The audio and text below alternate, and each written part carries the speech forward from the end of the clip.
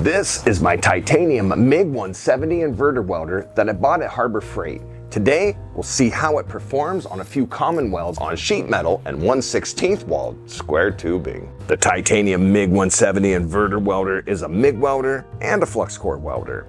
It can be powered by 120 volts or 240 volts. This thing has a heavy-duty all-metal drive system. It only weighs 24 pounds and it's spool gun ready for aluminum welding. Why did I buy this MIG welder? Price and voltage options. This thing can be powered by 240 volts or you can plug it into a standard household outlet. This thing runs about $569, but if you can find a super coupon, you can get it for less. Here's how I have the Mig170 welder set up. I made a setup video for this welder that I'll link to at the end of today's video.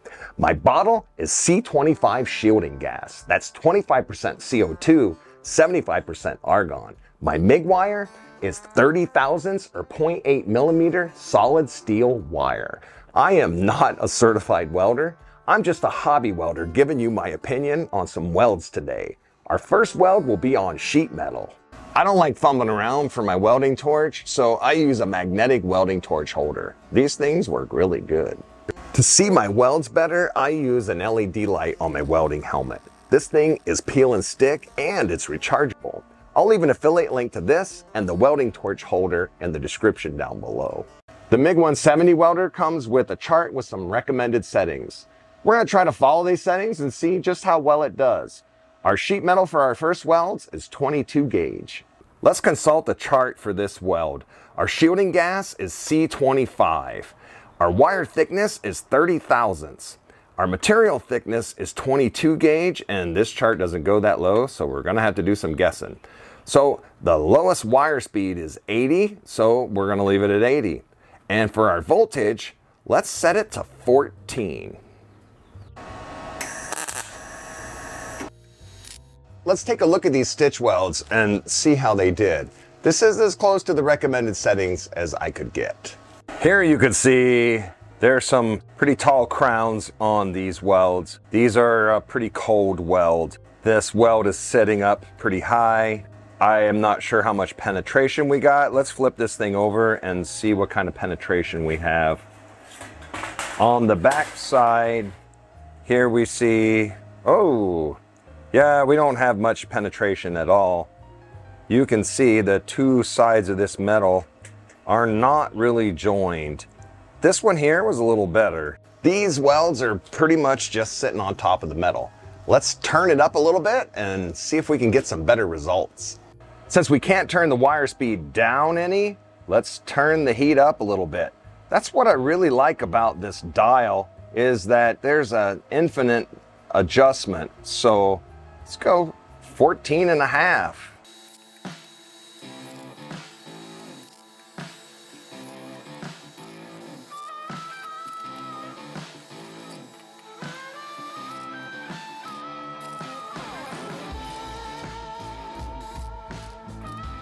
Let's take a look at the results of spot welding on this sheet metal. Here's where we started with the settings as close to the chart over there as we could get. Voltage was 14 and speed was 80.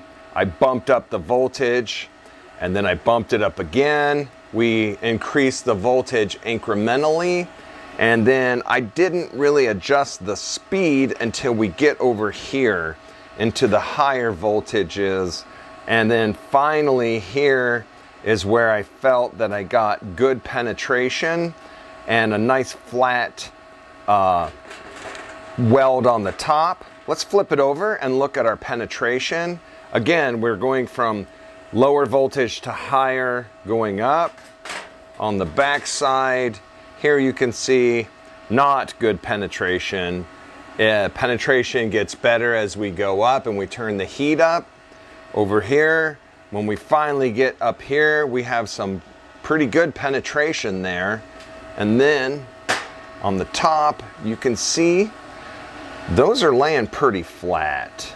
Now that we have the stitch weld settings sort of dialed in, let me see what I can do to stitch these two together using those settings.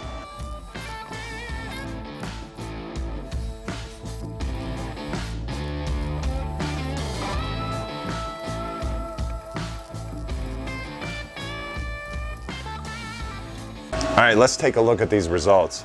Again, this is where I tell you I am not a certified welder, and sheet metal always gives me fits. But here's the results and the settings. I had the speed set at 115 and the voltage set at 19. I tried to stack my dimes up there. Looks like I got pretty good penetration. They're laying flat on the top, and you can see on the back that there's good penetration. I'll clean them up with a wire wheel, and we'll see what they look like cleaned up too. And that's what the welds look like all cleaned up. Let me know what you think in the comments down below. My takeaway is that it takes a lot of trial and error to figure out what your settings are versus the chart. My recommendation is to make your own chart, because that's what I'm gonna do. My next weld is gonna be on 1/16 walled square tubing. This particular square tubing is 1 1/4 inch by 1 1/4 inch.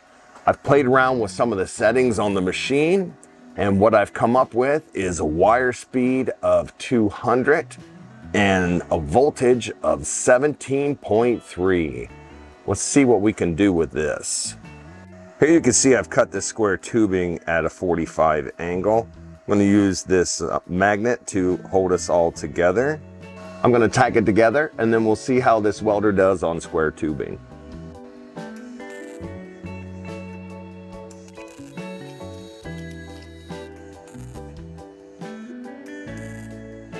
Here's a little trick I like to use when I'm welding outside corners on square tubing. I like to take a flapper wheel and just flatten the edge a little bit. That just makes the weld a little easier.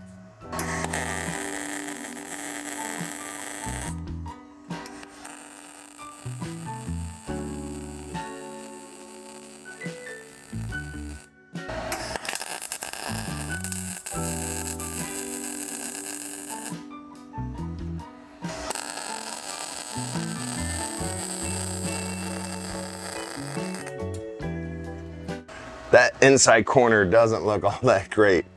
That's probably my inexperience, but that's what the weld looks like as a whole, all the way around. Here's a 360 of my weld on this square tubing. Here's the outside corner. I tried to tie in there. My inside corner does not look so great. And we come around. Let me hit this with a wire wheel and we'll clean it up.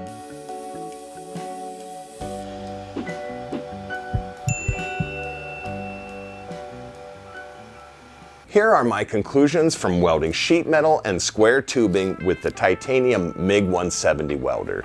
The chart that comes with this machine is a good starting point, but you need to do some test welds to find out what really works for you. I'm working on another video for this welder for welding thicker materials like 1/8 and 3/16 inch mild steel. When I'm finished with that video, I'll put a link to it right here. Until then, check out my setup video for this welder.